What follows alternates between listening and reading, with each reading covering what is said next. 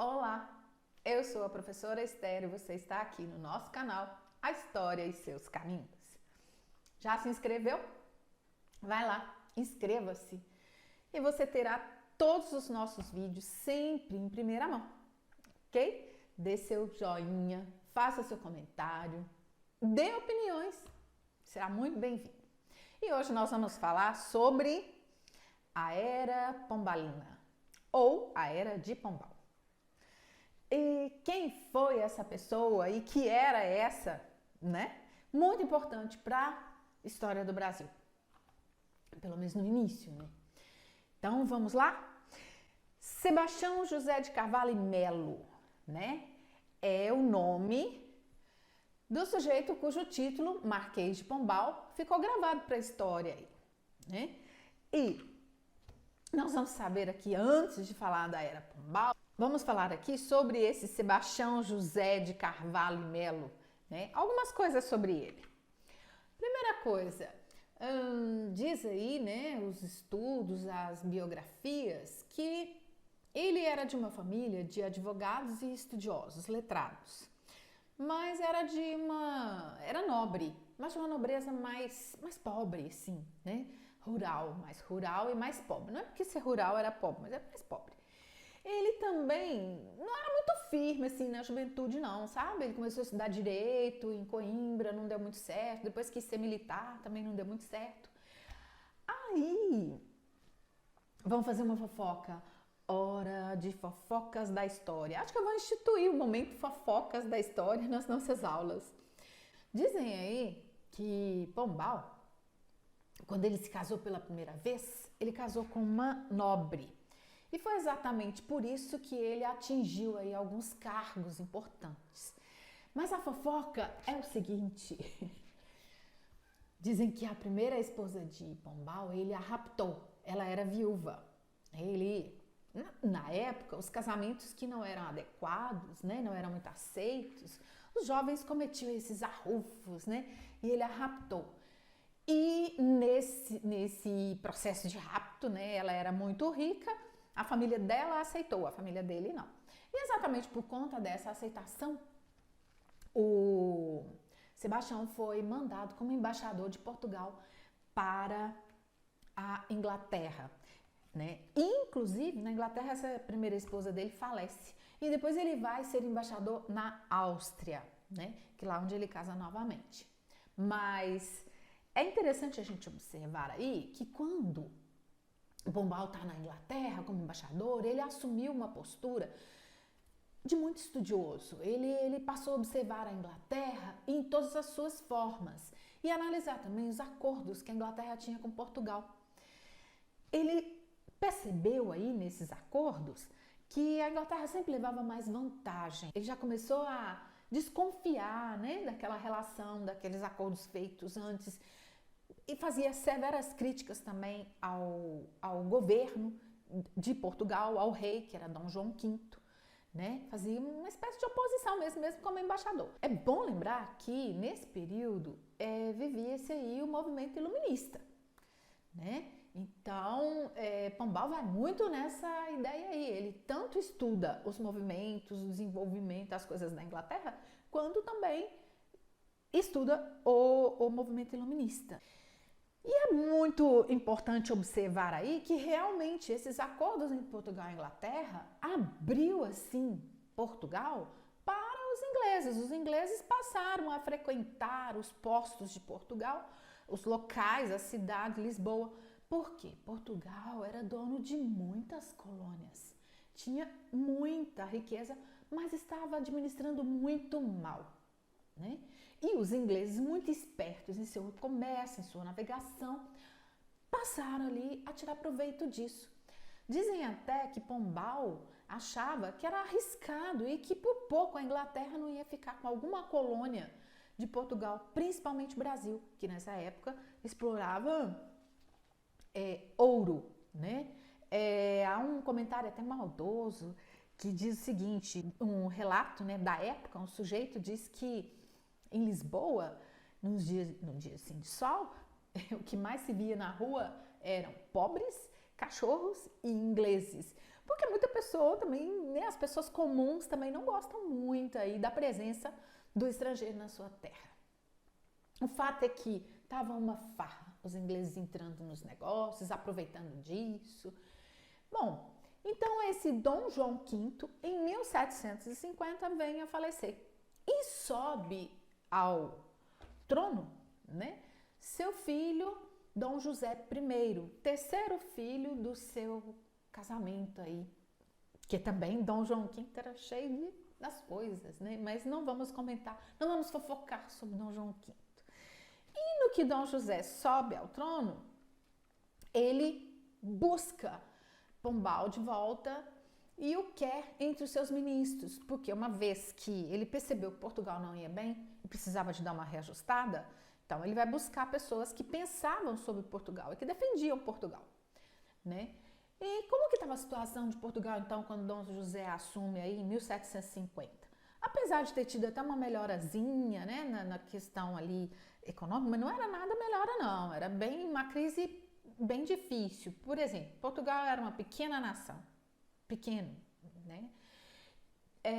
Muito atrasado, por sinal, porque os outros países já estavam em franco avanço no seu modo de governo e economia. Tinha um fraco poder real, o rei estava bem enfraquecido, como eu disse aí, que os burgueses ingleses já estavam quase que tomando conta das ruas de Lisboa e de outras cidades, né? Enfraquecido economicamente, e já vou falar sobre por que esse enfraquecimento dessa economia, muito dependente da Inglaterra, né? E era praticamente uma colônia inglesa, né? Portugal praticamente uma colônia inglesa. Por que Portugal estava tão enfraquecido? No final do século XVI e metade do século XVII, Portugal esteve ligado à Espanha por conta da União Ibérica. Quando se separaram, foi terrível. A Espanha deixou Portugal arrasado, ele não conseguia mais, estava muito difícil de conseguir recuperar economicamente, né? Outro problema que Portugal teve foi que nesse processo aí, durante a União Ibérica, os holandeses ocuparam o território aqui. Após essa separação, precisava tomar posse de suas terras, né, totalmente. A colônia Brasil estava na mão de holandeses que implantaram uma guerra de ocupação aqui. Então, essa guerra com os holandeses gerou custos, gastos, né, e aumentou ainda os problemas de Portugal. Além disso, durante a reforma, que já tinha ocorrido lá no século XVI, Portugal se posicionou do lado da igreja. E alguns pensamentos da igreja e essa influência da igreja no pensamento social, político, econômico, né, estava deixando um tanto quanto a desejar. Então, essa era a situação de Portugal. Então, Dom José começa aí a tentar reorganizar, né, Portugal. Chama, então, Pombal para fazer parte ali do seu grupo, né, de ministros. Mas, em 1755, 5 anos depois, Portugal sofre um terremoto terrível, né? Um tsunami, terremoto, arrasa com quase todo o território. Lisboa virou praticamente pó, para bem dizer, né? Desmoronou tudo. E quem vai ser o responsável pela recuperação de Portugal? Pombal. Ele ainda não era Pombal, né? Não era Marquês de Pombal. Esse título vem depois aí, com seus feitos, né? Ele vira Conde de Oeira e vira Marquês de Pombal.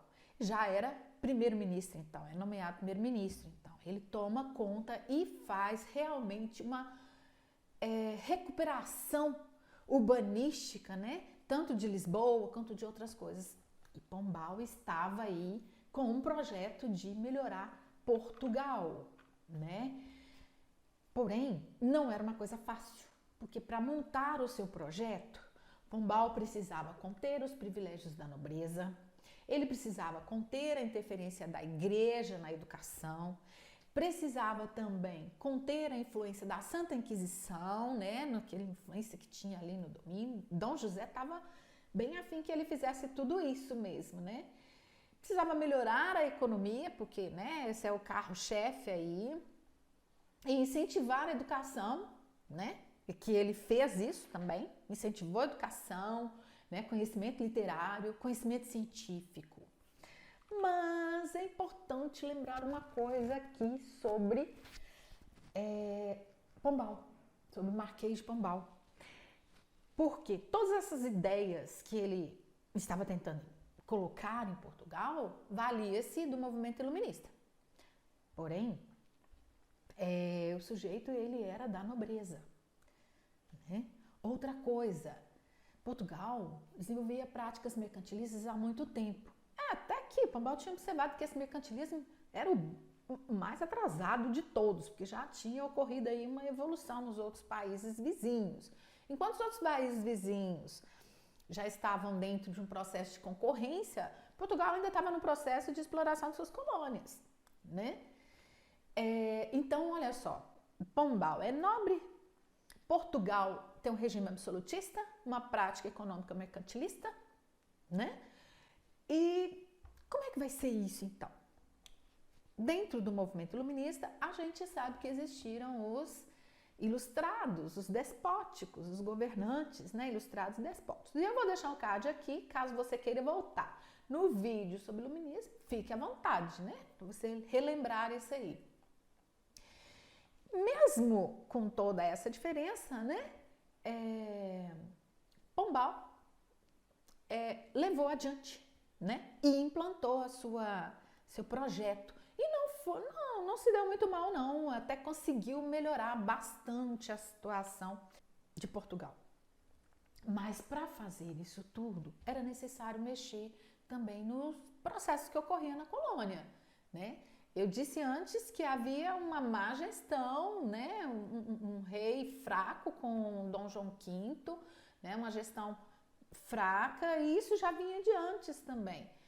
Então, o que vai acontecer na colônia Brasil, que é uma coisa muito importante aqui para nós?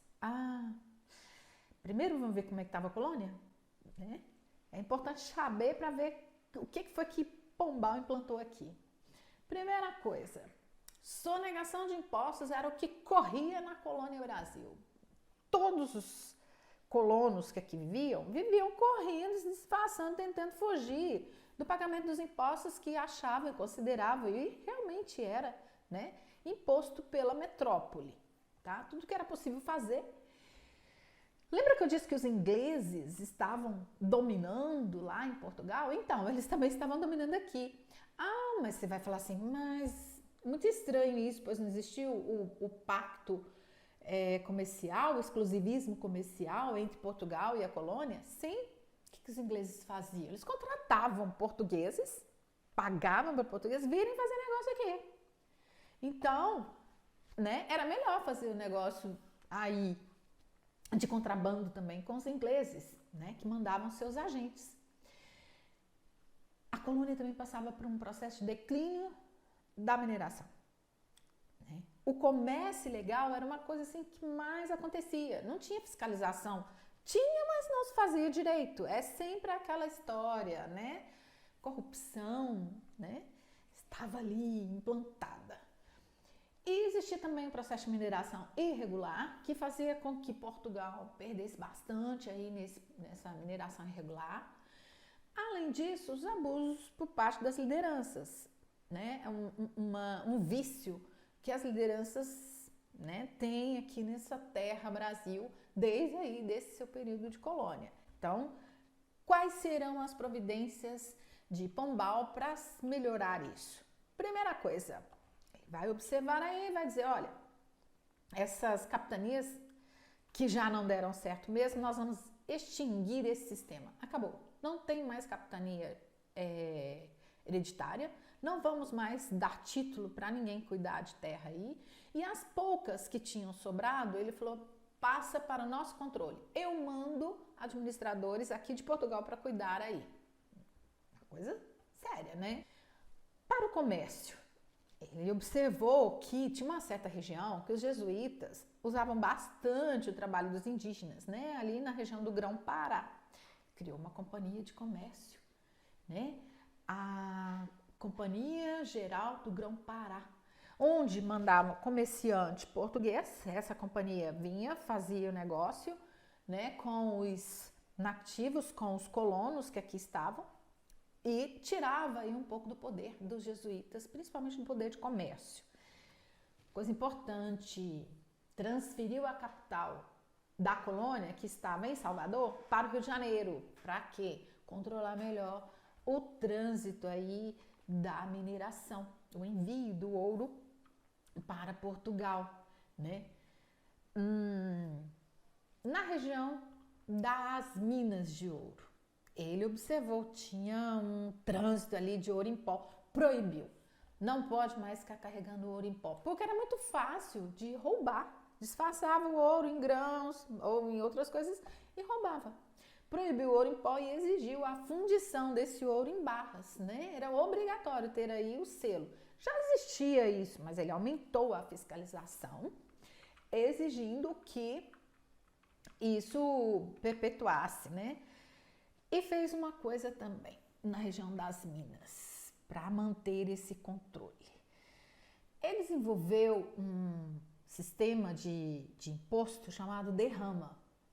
Fez o seguinte, as câmaras municipais da região da mineração, elas deveriam ter a responsabilidade de arrecadar em impostos, ou seja, em espécie mesmo de ouro, 100 arrobas de ouro por ano, ou o equivalente a 100 arrobas de ouro por ano. Elas tinham que entregar isso à metrópole, né, às câmaras. O que acontece? Se essas câmaras não conseguissem isso, tinha que ir atrás dos mineradores e fazer com que eles entregassem bens, né? Todos os seus bens até atingir esse valor, né? Isso é uma exigência, isso era uma coisa muito importante também aí para manter o controle. Criou outra companhia de comércio, essa deu um exclusivismo mesmo, reafirmou o exclusivismo da metrópole sobre a colônia, que foi a Companhia de Pernambuco e Paraíba. Aqui, inclusive, até o comércio de escravos, Pombal exigiu que fosse feito por Portugal. Reafirmou aí esse exclusivismo comercial. E a cereja do bolo, né? A coisa mais importante que Pombal fez, que ele tinha um grande interesse, que ele já vinha com certos problemas desde lá de Portugal, tentando controlar a igreja, principalmente em relação à Companhia de Jesus, os jesuítas. Pombal expulsou os jesuítas daqui do Brasil. Os jesuítas era quase que uma, digamos aí, uma pedra no sapato dos portugueses, né? Da economia de Portugal, porque os jesuítas, eles tinham acumulado muita riqueza aqui na colônia, né? Eles montavam aldeamentos, utilizavam a mão de obra dos indígenas, também dificultava a utilização do trabalho indígena, que até uma certa coisa boa, uma coisa boa para os indígenas, porém, para Portugal, isso era visto como uma coisa que atrapalhava a economia. Então, Pombal, ele acabou aí se livrando desse problema. Mas tudo que tem seu começo também tem seu fim, né? Pombal, nesse processo todo aí, ele acabou desagradando uma boa parcela aí da nobreza que mandava lá em Portugal. Ele conseguiu melhorar bastante as coisas, controlou, mas foi ficando velho, foi ficando cansado também e acumulando inimigos tanto da igreja quanto da nobreza, porque ele favoreceu bastante a burguesia de Portugal. E quando Dom José morre e Dona Maria I, né, que é a sua esposa, sobe ao trono, junto com ela, né, que não tinha tanta articulação assim de governo, essa nobreza aí se organiza e demite o Marquês de Pombal, né? E chega então ao fim a Era Pombal. E muita coisa do que ele fez vai ser retomada. Mas isso a gente vai ver em outro momento, em outro vídeo. Gostou? Continue aqui com a gente. Mais uma vez eu chamo. Inscreva-se no nosso canal. Dê seu joinha. Comente. Ok? E até mais. Tchau!